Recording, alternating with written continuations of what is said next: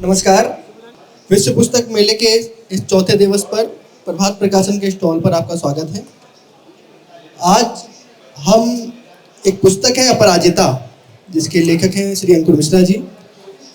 उसके विमोचन, उस पर चर्चा परिचर्चा के लिए आज हम सब एकत्रित हुए हैं और स्वयं पुस्तक के लेखक श्री अंकुर मिश्रा जी भी हमारे साथ उपस्थित हैं। आपका बहुत बहुत स्वागत है अंकुर जी। इसके साथ ही साहित्यकार इस प्रकाश शुक्ल जी भी हमारे साथ उपस्थित है। सर, आपका भी बहुत बहुत स्वागत है। बहुत बहुत धन्यवाद। हमारे साथ प्रभात प्रकाशन से प्रभात कुमार जी और पीयूष कुमार जी भी उपस्थित हैं। सर, आपको भी धन्यवाद। नमस्कार। मैं सबसे पहले आग्रह करूंगा मोहित जी से कि आप आएँ और इस प्रकाश शुक्ल जी का स्वागत करें।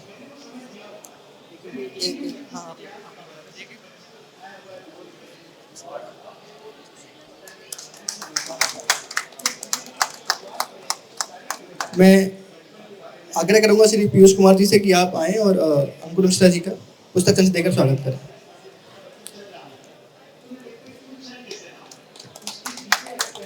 बहुत धन्यवाद जी।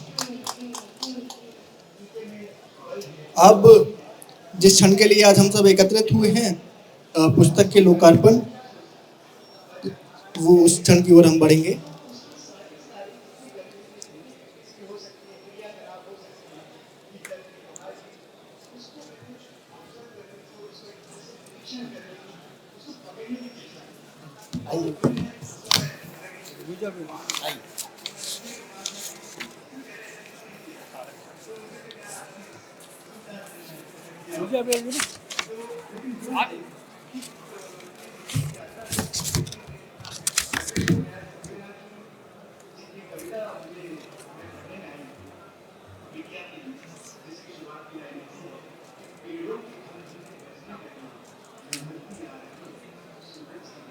तालियों का जयघोष कर दीजिए एक बार।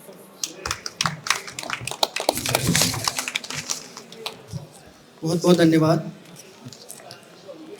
अंकुर मिश्रा जी के साथ हमारी एक और पुस्तक गंगा पुत्र भीष्म प्रकाशित हुई थी 2000 वर्ष में, जिसे उत्तर प्रदेश हिंदी संस्थान के द्वारा बालकृष्ण शर्मा नवीन पुरस्कार 2022 भी प्राप्त हुआ है। उसके लिए भी आपको बहुत बहुत बधाई है अंकुर जी। और इस दूसरी पुस्तक के बारे में अपनी बात को रखते हुए आप चर्चा को शुरुआत करें, ऐसा आग्रह रहेगा। धन्यवाद सार्थक जी, प्रभात जी, पीयूष जी, ईश जी। दरअसल महाभारत के कई पात्रों पे काफी कुछ लिखा गया है, लेकिन कुछ पात्र ऐसे थे मेरी नज़र में जो अभी तक छूटे हुए थे, जिन पे लिखा गया है पर उतना नहीं लिखा गया जितना लिखा जाना चाहिए था, या जितना वो पात्र अपने आप में अपनी महानता उनकी जितना डिजर्व करती थी। तो इन्हीं में से पहला पात्र मैंने छाटा गंगा पुत्र भीष्म, जो कि भीष्म के जीवन पर आधारित पुस्तक थी। दूसरा पात्र था कुंती। महाभारत अपने आप में इतना बृहद है, उसके पात्र इतने गूढ़ हैं कि उन पे काफ़ी कुछ लिखा गया है और काफ़ी कुछ आगे लिखा भी जाएगा। उसके बाद भी वो संपूर्ण नहीं हो सकते हैं। यह पुस्तक दरअसल कुंती की सिर्फ ऐसा नहीं है कि महाभारत की कहानी लिख दी है, महाभारत की घटनाएं लिख दी हैं, उसमें ये पुस्तक संपूर्ण हो गई हो। इस पुस्तक में मैंने प्रयास किया है कि अपने पाठक को कुंती की जो मानसिक यात्रा थी, जो उनकी मना यात्रा थी, उस पर लेकर जाऊं।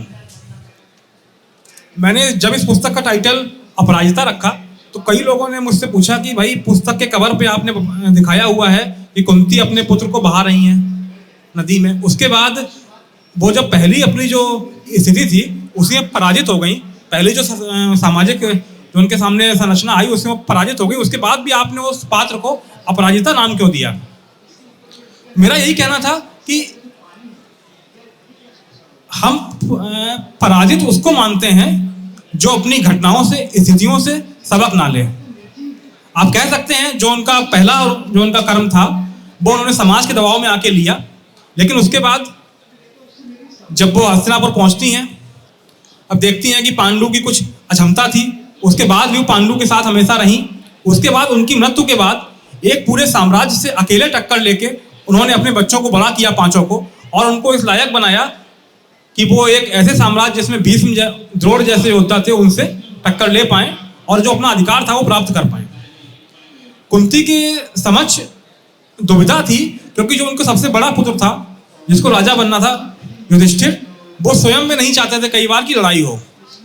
आप देखते हैं कि लास्ट में अंत में जब पांडव थे वो 12 वर्ष के वनवास पे और 1 वर्ष के अज्ञातवास पे जाते हैं, तब कुंती कहती है कि नहीं, अब की बार हम तुम्हारे साथ नहीं जाएंगे, अब की बार हम हस्तिनापुर में ही रहेंगे। कुंती को ये था कि कहीं ना कहीं युधिष्ठिर हर चीज बर्दाश्त कर लेगा, लेकिन अपनी माता का अपमान बर्दाश्त नहीं कर सकता है। उनकी ये सोच थी कि जब मैं हस्तिनापुर में रहूंगी तो कहीं ना कहीं दुर्योधन मेरा अपमान करेगा और फिर उसके बाद में कोई शक्ति युधिष्ठिर को युद्ध लड़ने से रोक नहीं पाएगी। इसके बाद युधिष्ठिर अपना अधिकार नहीं छोड़ेंगे। उन्होंने कदम कदम पे इनको प्रेरित किया पांडवों को कि नहीं, आपको अपना अधिकार नहीं छोड़ना है, चाहे उसकी कीमत कुछ भी हो। तो मैं अपने पाठकों से जो भी उपस्थित है, मैं यही गुजारिश करूंगा कि इस कुंती की मानसिक यात्रा पर उनके साथ चलिए, इस पुस्तक को पढ़िए और अच्छी बुरी जैसी भी पुस्तक लगी हो इसके बारे में हमको जरूर बताइए। धन्यवाद। धन्यवाद।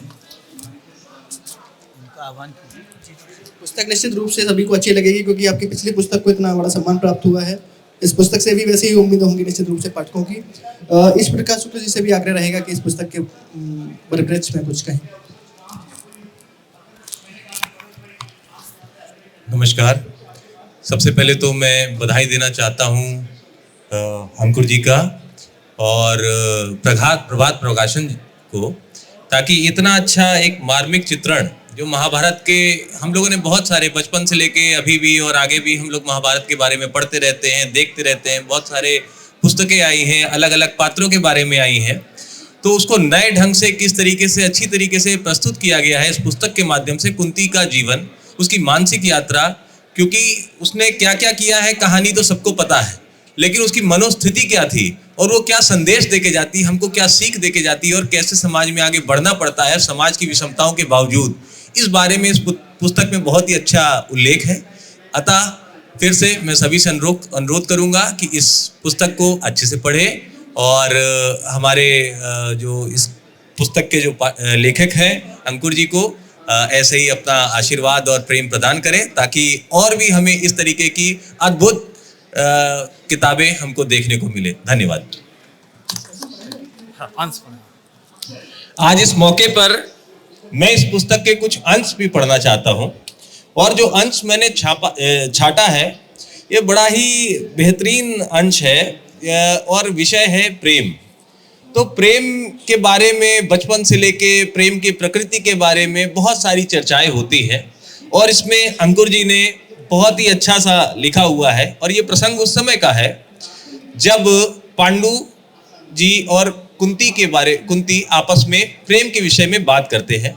पांडु के मन में थोड़ा सा हीन भावना थी कि शारीरिक रूप से थोड़ी क्षमताओं की कमी थी, जिसकी वजह से उनको ऐसा लगता था कि कुंती ऐसा तो नहीं है कि हमसे खुश न रहते हो। तो उस बारे में कुंती ने क्या कहा, मैं ये 2 पंक्तियां अंकुर जी के किताब अपराजिता से पढ़ करके मैं बताना चाहता हूं। उत्तम, पांडु कहते हैं, फिर प्रेम के बारे में तुम्हारा क्या विचार है? जाने क्या पूछना चाहते थे मुझसे? क्या इस समय इन बातों के लिए उपयुक्त था? स्वामी, प्रेम का सबसे बड़ा गुण है कि वो बांधता नहीं, मुक्त करता है। परंतु प्रेम सत्य एवं न्याय के साथ तभी संतुलन बिठा सकता है जब वो अलौकिक हो, सर्वव्यापी हो, जैसे कि परमात्मा का जीव हेतु प्रेम, जीव जो अन्य सभी प्राणियों में परमात्मा को देखता हो, तत्प्रेम। अन्य की अवस्था में प्रेम सत्य एवं न्याय के साथ किंचित मुश्किल से ही चल सकता है। अर्थात यदि सत्य एवं न्याय को सहेजना है तो प्रेम वर्जित है। नहीं महाराज, प्रेम वर्जित नहीं है, बल्कि प्रत्येक मानव को सबसे अधिक प्रेम न्याय एवं सत्य से ही होना चाहिए। इसके बाद नश्वर जगत से ऐसी अवस्था में प्रेम न्याय एवं धर्म तीनों सहेजे जा सकते हैं। शक्तिशाली एवं पदाधिकारी व्यक्ति को तो इन नियमों का पालन अवश्य ही करना चाहिए। इन्हीं पंक्तियों के साथ में मैं समझ सकता हूं कि आप लोगों को इस पुस्तक की गहराइयों के बारे में पता चल गया होगा। धन्यवाद। धन्यवाद। बहुत धन्यवाद इस प्रकाश जी। मैं प्रभात प्रकाशन के श्री पीयूष कुमार जी से आग्रह करूंगा कि आप पुस्तक के लिए और अंकुर जी के लिए कुछ। धन्यवाद अंकुर जी, आप कानपुर से स्पेशली इस पुस्तक लोकार्पण के लिए आए हैं। ईश जी का धन्यवाद। कि देखिए पुस्तक मेले में जो कार्यक्रम होते हैं ना, बेसिकली उसकी यही परिकल्पना रहती है। और आपने इतने एफर्ट लिए, आप इस पराए शहर से यहाँ आए हैं, आपका विशेष धन्यवाद। पहली पुस्तक भी आपकी बहुत अच्छी मानी गई थी और आपका पाठक वर्ग तो ही है और समीक्षा भी आपकी पुस्तकों की हो ही जाती है, तो आपको साधुवाद है। पर आग्रह ये भी है कि अभी महाभारत में बहुत सारे कैरेक्टर्स बाकी हैं, तो हर साल कोई ना कोई कैरेक्टर आप लाते रहें और विस्तृत पुस्तक लिखें, और ताकि लोगों को सब जानकारी हो। बहुत बहुत धन्यवाद ऋषि आपका, बहुत।